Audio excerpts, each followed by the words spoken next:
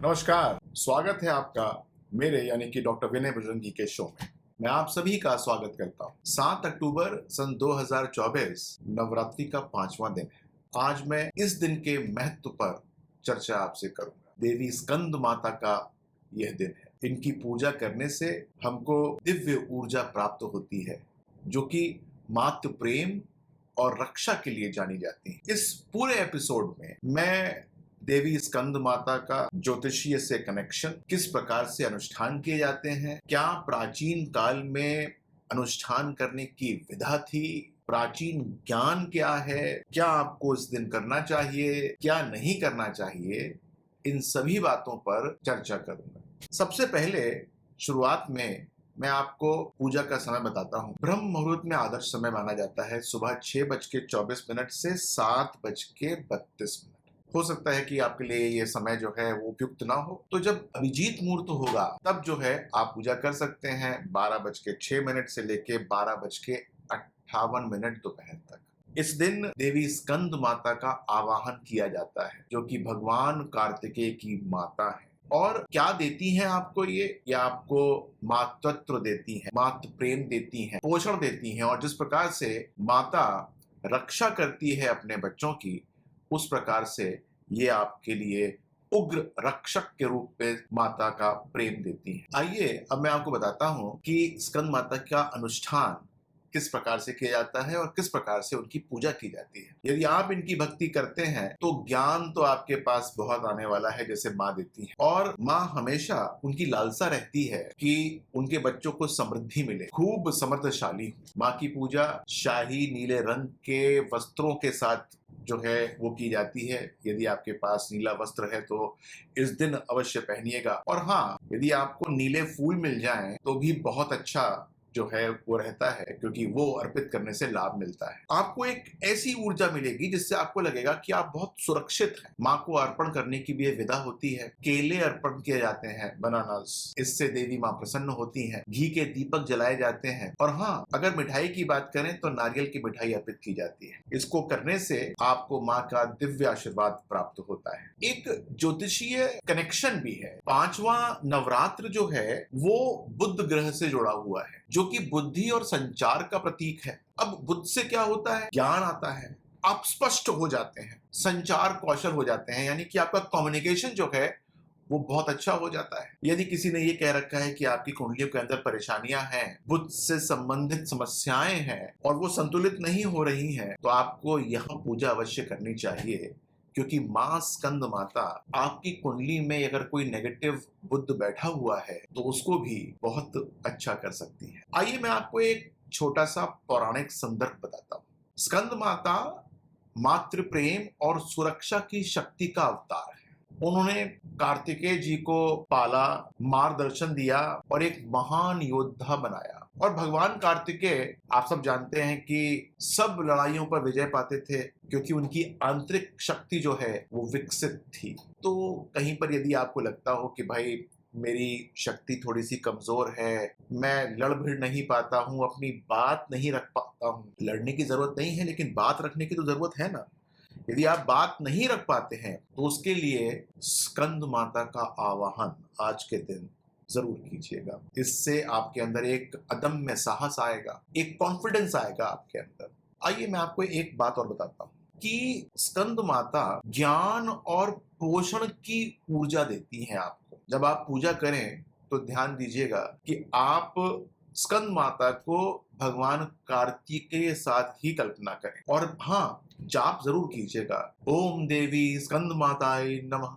अब आप अपनी इच्छा अनुरूप जो है इसको 1 माला यानी 108 बार कर सकते हैं, 2 मालाएं, 3 मालाएं, समय के ऊपर ये निर्भर करता है। लेकिन जाप जो है आप अवश्य कीजिएगा। और जैसे मैंने आपको पहले बताया कि जाप जो है उसके बाद जब आप अर्पण करेंगे तो केले होने चाहिए, बनानास, नारियल की मिठाई होनी चाहिए और साथ में नीले फूल होने चाहिए। यदि आपके वस्त्र नीले हैं तो बहुत अच्छा है। ऑफिस जा रहे हो, स्कूल जा रहे हो, तो थोड़ा सा कोशिश कीजिएगा कि नीले वस्त्र जो है उसके ऊपर आपका ध्यान ज्यादा रहे। इस दिन कुछ ऐसी चीज न करने का विधान है जिसको यदि आप नहीं करते हैं तो पूरे साल जो है आप उससे बचे रहेंगे, और वो है सद्भावना बना के रखना।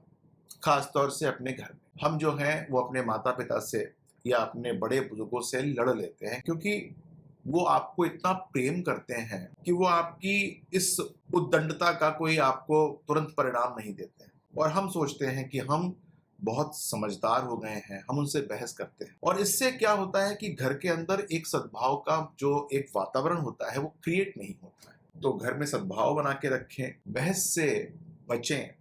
अब ये बहस जो है वो घर में भी हो सकती है, बाहर भी हो सकती है, और जो नेगेटिव थॉट्स होते हैं उनसे भी आपको बचना चाहिए। यदि आप इस दिन कोई नेगेटिव थॉट लेकर नहीं आएंगे तो आपके लिए ये दिन और आने वाला साल बहुत अच्छा हो जाएगा, क्योंकि आगे भी नहीं आएंगे। फिर इस दिन आपको अपने आहार पर भी ध्यान देना चाहिए। इस दिन आपको संकल्प करना चाहिए कि आपकी आत्मा जिस शरीर के अंदर है उसके लिए भी आप कुछ काम करेंगे। हम लोग कुछ भी खाते हैं, हम लोग व्यायाम नहीं करते हैं, योगाभ्यास नहीं करते हैं और कुछ भी खाते हैं, यानी कि हम अपने शरीर के दुश्मन बने हुए हैं। तो आपको संकल्प लेना चाहिए कि मुझे जंक फूड नहीं खाना है। आपको अपना मानसिक संतुलन बना के रखना है, और जहां तक संभव हो सके शुद्ध आहार खाना चाहिए।